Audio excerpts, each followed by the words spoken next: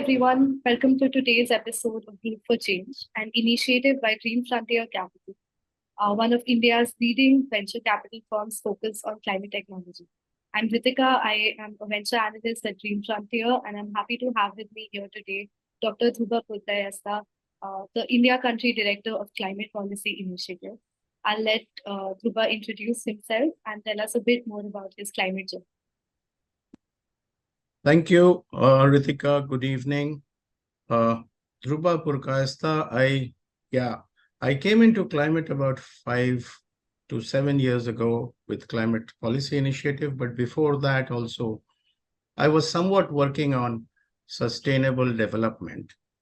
So after having spent 25 years in various industries, which does include 15 years in development finance, credit rating, management consulting, I joined Climate Policy Initiative. I've been leading the Climate Policy Initiative's India team and work over the last 5-6 years.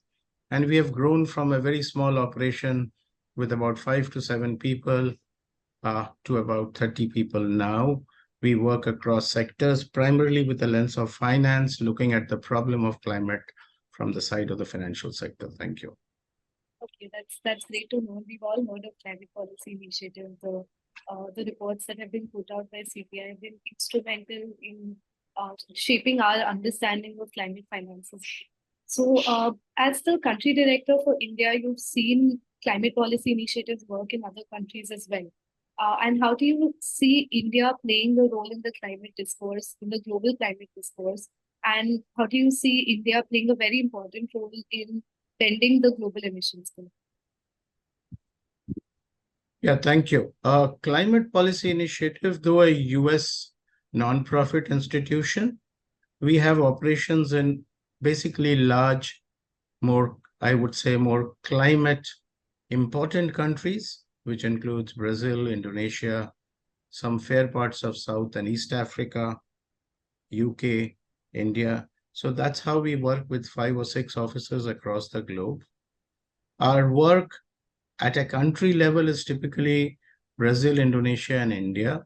And we also work regionally across Asia, across Africa. And our primary work centers around looking at the shortfall in climate investments, because globally you are aware that the world needs an investment of, and those numbers though keep varying, they are right now of the order of 6 trillion investment required per annum till 2030, and 4 trillion of that in energy transition alone. Coming back to the point of India's role, see, I think the G20 has kind of effectively placed India into a driver's seat in the global climate finance discourse, or rather global sustainable finance discourse, more importantly. And you can see that the G20 baton has passed from Indonesia to India, and then it goes to Brazil. And with CPI being present in all 3 places, I think we've played some kind of an anchor role when it comes to climate finance, including being an integral part of the Sustainable Finance Working Group on the G20. So if you look at the leaders' declaration, I think even in difficult geopolitical situations, India has managed to carve out a consensus in terms of the need to address climate finance investments in developing countries. And that's a key thing that is important to have got a consensus here. And for the first time, they have put in a numbers to what the investment is required. You have a political declaration with numbers and a few mechanisms, which includes the MDB reforms and subsequent re-architecturing the international financial institution architecture, though not concluded in the G20 leaders chapter, but finds a very strong mention, which is now getting followed through. And hopefully the pathway that we are seeing now, or the track that we are seeing, which is G20 to COP, is going to lead to some effective results. Thank you. Yeah, it's very interesting that you mentioned the G20 declaration. I think it's been a big victory for India and for the world to get that consensus going. But where do you see climate justice coming in? Do you see India playing an anchoring role in ensuring climate justice for the global south? Yeah, thanks, Ritika. So climate justice has got different interpretations. Now, let me make it clear that one is we typically do not, and we are not an advocacy organization per se. We are more analytical, data analytical advisory organizations that we call it. Now, justice has different forms in the sense that is there a recognition of justice? Is there an addressing of the problem? Is there a redressal forum in terms of where climate justice can be?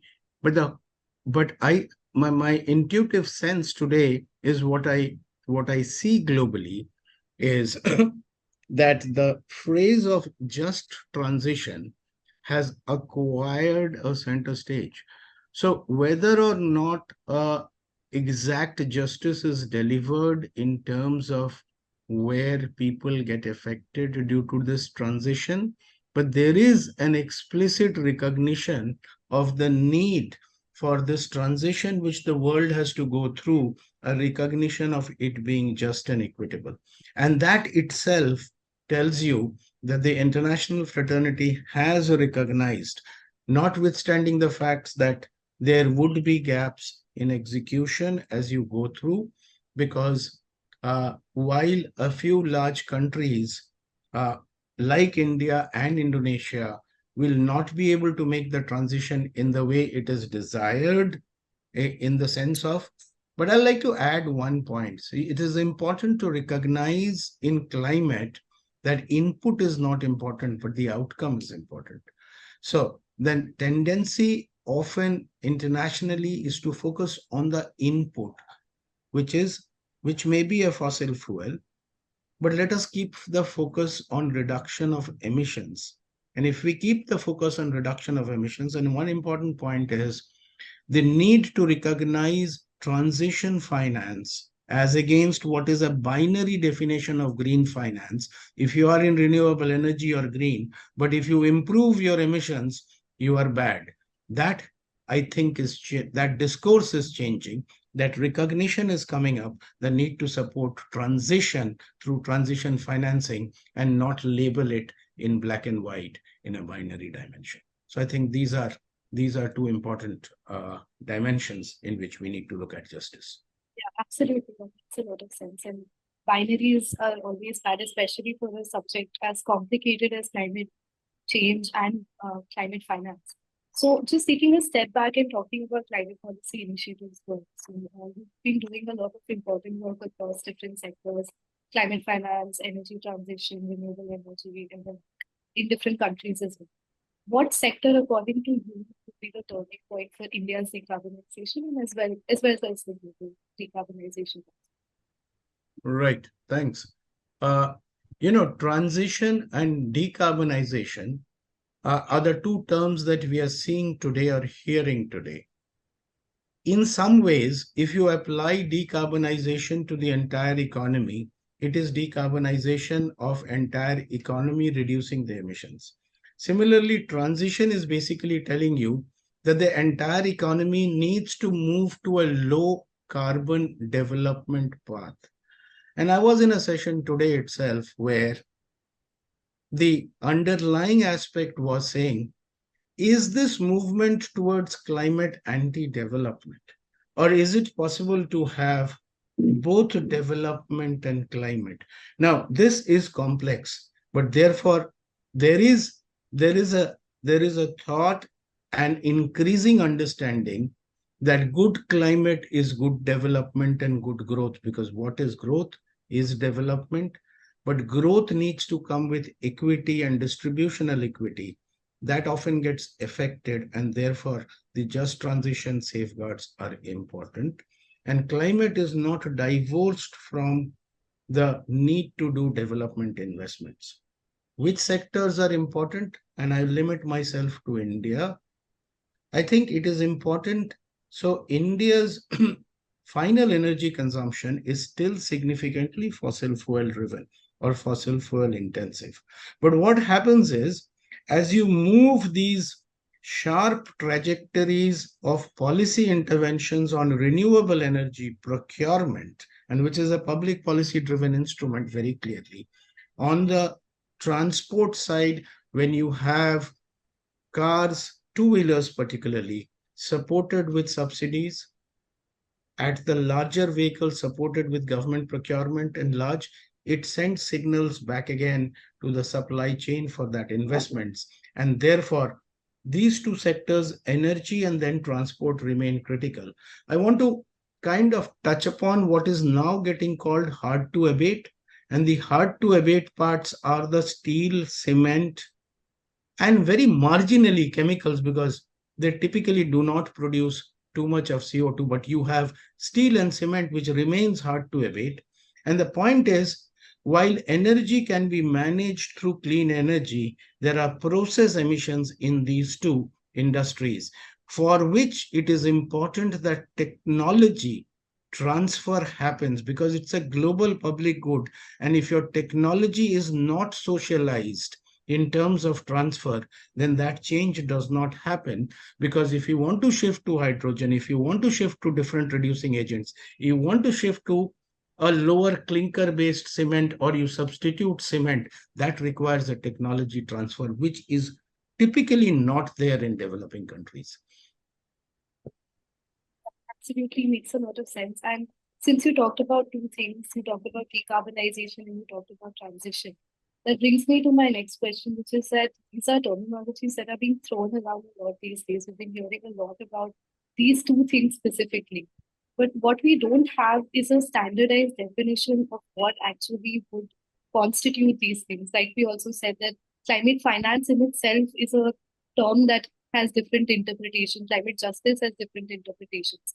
So when do you see climate change in the discourse and the terms becoming more standardized and there existing more benchmarks? Because as a VC, there is a lot of policy risk associated for us as well when policies are not framed to the extent that they should. And when we are to go and invest in innovative technologies, but we're not sure of what will happen with respect to policy, there is a risk associated for us as well. No, thanks. Yeah, so if I want to come to standardized definitions, there are two levels of it. One is often called a taxonomy. Now, taxonomy is a very detailed definition, like an EU taxonomy. ASEAN is having a common, and I do understand that India does not have a taxonomy or issued as a policy document of defining what is green and climate. But let me just simplify this for you in the sense for the audience too, that climate finance is all the money that goes into mitigation and adaptation.